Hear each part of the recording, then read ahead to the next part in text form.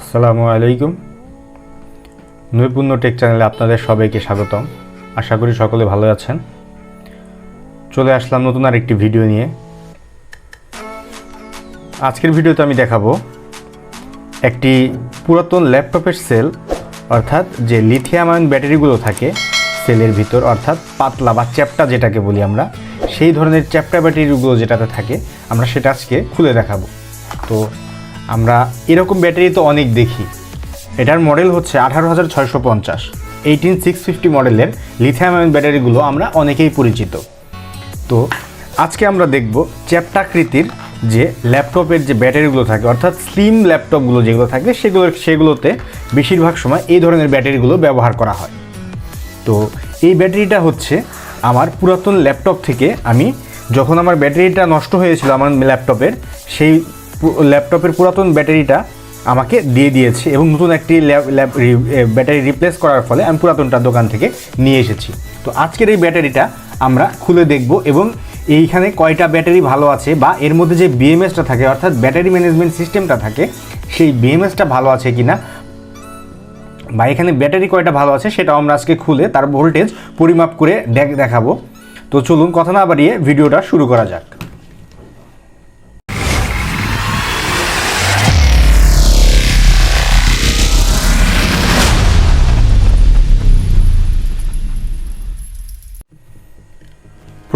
প্রথমে আমরা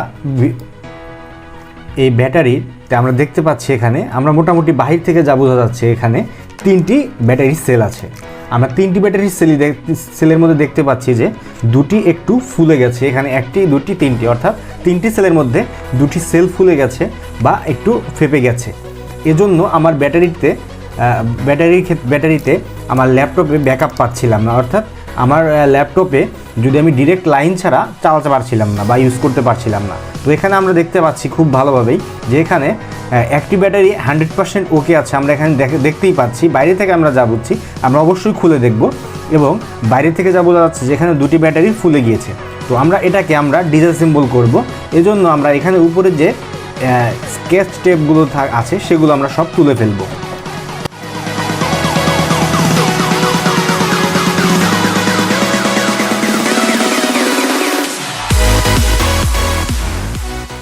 বন্ধুরা, আপনারা দেখতে পাচ্ছেন আমি খুব সাবধানতার সহিত এই ব্যাটারির স্কচ টেপগুলো কেটে ফেলছি। তো আপনারা অবশ্যই খেয়াল রাখবেন যেন কোনোভাবে আপনাদের হাত কেটে না যায়। বিশেষ করে এই 18650 মডেলের যে ব্যাটারিগুলো থাকে, অর্থাৎ ব্যাটারির যে সেলগুলো থাকে 6 সেল অথবা 4 সেল বলেন, সেই সেলগুলো খুলতে গিয়ে অনেক সময় হাত কেটে যায় বা আপনারা ব্যথা পেতে পারেন। তো সেজন্য আমি আপনাদের আগেই বলবো যে এই কাজ করার ক্ষেত্রে অবশ্যই খুবই সাবধানতার সহিত কাজগুলো করবেন।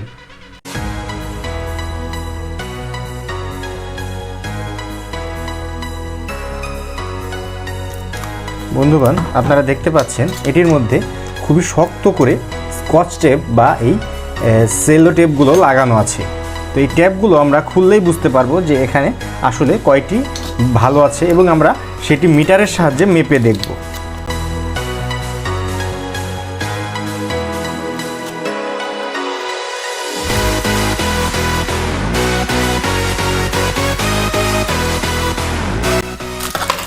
এখানে বন্ধুগণ আমরা দেখতে পাচ্ছি যে এখানে তিনটি ব্যাটারি রয়েছে।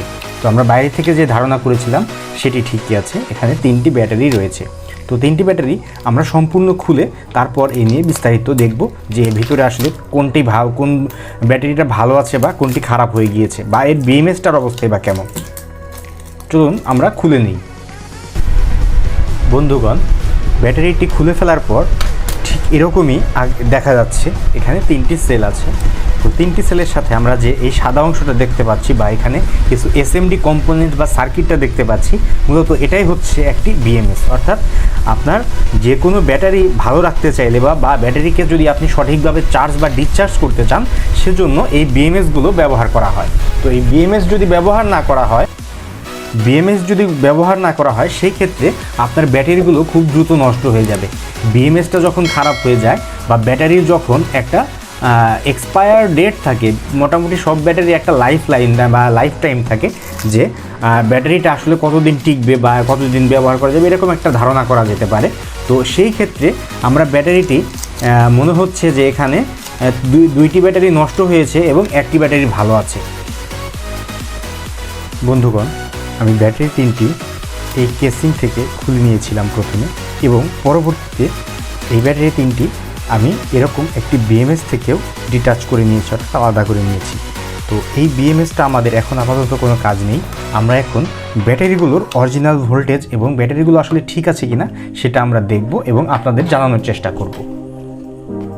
তো চলুন বন্ধুরা, আমরা ব্যাটারির ভোল্টেজ পরিমাপ করে তারপর এটিকে দেখব।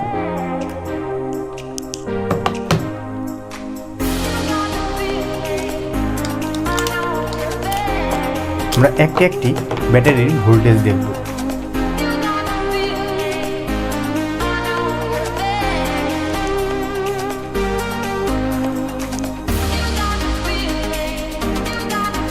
দেখা যাচ্ছে এখানে এই ব্যাটারির ভোল্টেজ 4.61, অর্থাৎ ব্যাটারিটি ভালো আছে। এবং পরবর্তী আমরা আরেকটি ব্যাটারি দেখব।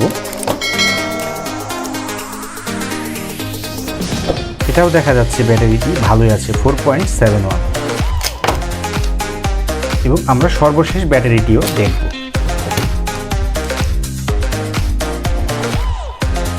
এটাতে দেখা যাচ্ছে যে 2.74 ভোল্ট দেখা যাচ্ছে। 2.74 ভোল্ট অর্থাৎ বলা যাচ্ছে যে এই ব্যাটারিটি সম্পূর্ণ ভালো নেই, অর্থাৎ এই ব্যাটারিটি একটু সমস্যা আছে, এবং বাকি দুটো ব্যাটারি আমরা ভালোই পেলাম। এখানে আমরা বলতে পারি যে এখানে আমরা যারা এই ল্যাপটপের ব্যাটারিগুলো ব্যবহার করি বা রেগুলার ইউজ করছি বা আমরা যাদের অভিজ্ঞতা আছে তারা আমরা জানি যে যেখানে বিএমএসটা খারাপ হয়ে যায় সেখানে সবগুলো ব্যাটারি মোটামুটি ভালো থাকার কথা। তো এই ক্ষেত্রে আমরা দেখতে পাচ্ছি যে এখানে আমাদের দুটি ব্যাটারি ভালো আছে এবং একটি ব্যাটারি ভালো নেই।